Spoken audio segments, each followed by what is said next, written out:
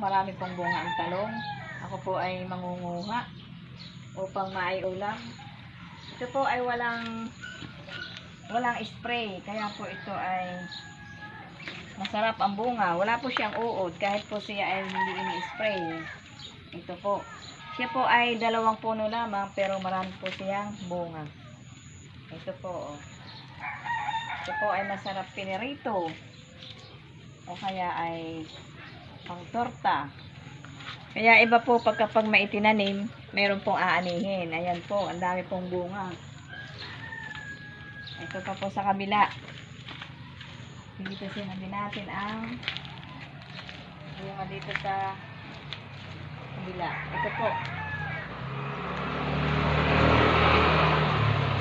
Ayan. Ang dami pong bunga. Kahit po siya 2 puno lamang, pero ang dami po siyang napipitas araw-araw. Ito po.